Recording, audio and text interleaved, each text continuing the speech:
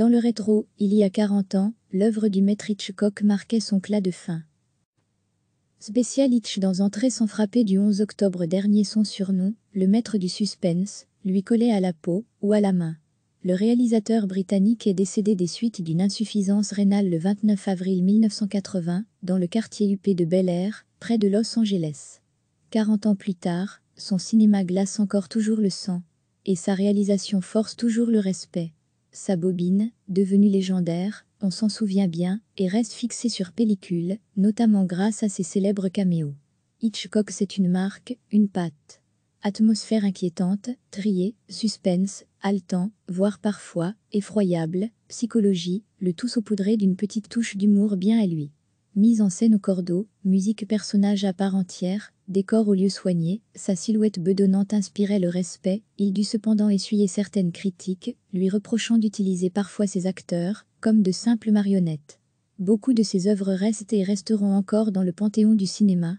Les 39 marches, 1935, L'inconnu du Nord Express, 1951, Fenêtre sur cour, 1954, La main au collet, 1955, Sueur froide, Vertigo, en anglais -1958, La mort aux trousses, 1959, Psychose, 1960, Les oiseaux, 1962, Pas de printemps pour Marnie, 1964, pour ne citer que celles-là, sont des monuments. Merveilles de précision et d'ambiance aux mises en scène souvent ébouriffantes et créatives, elles contiennent leur lot de scènes cultes qui restent gravées dans la mémoire collective. Citons la terrifiante scène de douche et la lugubre maison de Psychose, la course dans un champ de maïs d'un Cary Grant, poursuivi par un avion, ou l'action au Mont Rushmore dans La mort aux trousses, les redoutables attaques de volatiles dans Les oiseaux, la balade sur la corniche de la Côte d'Azur de La main au collet, ou encore le faux plan séquence de la corde, 1948. Si vous voulez du classement, les Français de Télérama vous proposent la liste de ses 10 meilleurs films. D'abord publiciste à Londres au début des années 20, il se lancera dans la réalisation lors de cette même décennie. Il commencera donc à œuvrer dans le muet, et sera assez vite remarqué pour son perfectionnisme. Les Cheveux d'or, The Lodger, dont l'histoire lorgne sur celle de Jacques l'Éventreur, marque son premier succès. Nous sommes en 1927. Chantage sera à présent parlant, un des premiers au Royaume-Uni, et rencontrera son public 2 ans plus tard. Petit à petit, Hitchcock grimpe les échelons. Après L'homme qui en savait trop, 1934, il monte les 39 marches, 1935. Il est déjà question d'un homme qui cherche à prouver son innocence.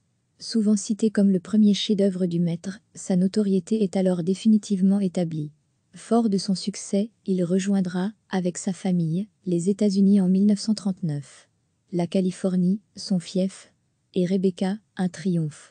S'ensuivront les succès que l'on connaît des années 40, 50 et 60. Entre-temps, il reviendra sur le vieux continent, notamment de 1943 à 1945. Profondément antifasciste, il participera à l'effort de guerre en réalisant des films sur l'armée française libre et sur la libération des camps de concentration. Luttant par la suite contre le négationnisme, il dira de cette expérience en rester profondément affecté toute sa vie durant.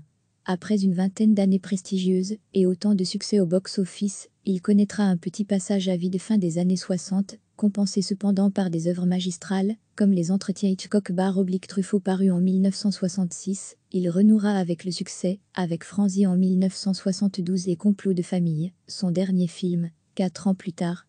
Hitchcock fut nommé 4 fois aux Oscars dans la catégorie du meilleur film, il sera néanmoins nominé 50 fois. Seule Rebecca décrochera la prestigieuse statuette, en 1940. On retrouve dans ces films souvent des ingrédients similaires, des scénarios et des décors très travaillés, des blondes à la beauté froide, Grace Kelly, Eva Marie Saint, Kim Novak, Madeleine Carroll, Tippi Hedren, cette dernière l'accusera d'harcèlement sexuel en 2016. Un personnage masculin innocent pris dans un engrenage dramatique, dans la peau duquel on retrouve entre autres ses acteurs fétiches Cary Grant et James Stewart. Des trouvailles techniques, une emprise maternelle, et des figures de méchants, voire ci-dessous. Le Britannique prendra les commandes de 54 longs métrages dans sa carrière. C'est à Hitch qu'on doit aussi cette citation, rentrée dans la postérité: « Meilleur est le méchant, meilleur est le film ». Le maître, disparu il y a 40 ans maintenant, savait décidément y faire pour ne ménager ni nos émotions, ni nos ménages. Recevez chaque matin l'essentiel de l'actualité. Son surnom, le maître du suspense, lui collait à la peau ou à la main. Le réalisateur britannique est décédé des suites d'une insuffisance rénale le 29 avril 1980 dans le quartier huppé de Bel Air, près de Los Angeles. 40 ans plus tard, son cinéma glace encore toujours le sang. Et sa réalisation force toujours le respect. Sa bobine, devenue légendaire, on s'en souvient bien, et reste fixée sur pellicule, notamment grâce à ses célèbres caméos. Hitchcock, c'est une marque, une patte. Atmosphère inquiétante, triée, suspense, haletant, voire parfois, effroyable, psychologie, le tout saupoudré d'une petite touche d'humour bien à lui. Mise en scène au cordeau, musique personnage à part entière, décor au lieu soigné, sa silhouette bedonnante inspirait le respect, il dut cependant essuyer certaines critiques, lui reprochant d'utiliser parfois ses acteurs, comme de simples marionnettes. Spécial Hitch dans Entrée sans frapper du 11 octobre dernier. Beaucoup de ses œuvres restent et resteront encore dans le panthéon du cinéma. Les 39 marches, 1935, L'Inconnu du Nord Express, 1951, Fenêtre sur cour, 1954, La main au collet, 1955, Sueur froide, Vertigo, en anglais -1958, La mort aux trousses, 1959, Psychose, 1960, Les oiseaux, 1962, Pas de printemps pour Marnie, 1964, pour ne citer que celles-là, sont des monuments. Merveilles de précision et d'ambiance aux mises en scène souvent ébouriffantes et créatives, elles contiennent leur lot de scènes cultes, qui restent gravées dans la mémoire collective. Citons la terrifiante scène de douche, et la lugubre maison de Psychose, la course dans un champ de maïs d'un Cary Grant, poursuivi par un avion ou l'action au Mont Rushmore dans La mort aux trousses, les redoutables attaques de volatiles dans Les oiseaux, la balade sur la corniche de la Côte d'Azur de La main au collet, ou encore le faux plan séquence de la corde, 1948. Si vous voulez du classement, les Français de Télérama vous proposent la liste de ses 10 meilleurs films. D'abord publiciste à Londres au début des années 20, il se lancera dans la réalisation lors de cette même décennie. Il commencera donc à œuvrer dans le muet, et sera assez vite remarqué pour son perfectionnisme. Les Cheveux d'or, The Lodger, dont l'histoire lorgne sur celle de Jacques l'Éventreur, marque son premier succès. Nous sommes en 1927. Chantage sera à présent parlant, un des premiers au Royaume-Uni, et rencontrera son public 2 ans plus tard. Petit à petit, Hitchcock grimpe les échelons. Après L'homme qui en savait trop, 1934, il monte les 39 marches, 1935. Il est déjà question d'un homme qui cherche à prouver son innocence. Souvent cité comme le premier chef-d'œuvre du maître, sa notoriété est alors définitivement établie. Fort de son succès, il rejoindra, avec sa famille, les États-Unis en 1939. La Californie, son fief, et Rebecca, un triomphe. S'ensuivront les succès que l'on connaît des années 40, 50 et 60. Entre-temps, il reviendra sur le vieux continent notamment de 1943 à 45. Profondément antifasciste, il participera à l'effort de guerre en réalisant des films sur l'armée française libre et sur la libération des camps de concentration. Luttant par la suite contre le négationnisme, il dira de cette expérience en rester profondément affecté toute sa vie durant. Bande-annonce de La mort aux trousses, North by Northwest, présentée par Hitchcock himself.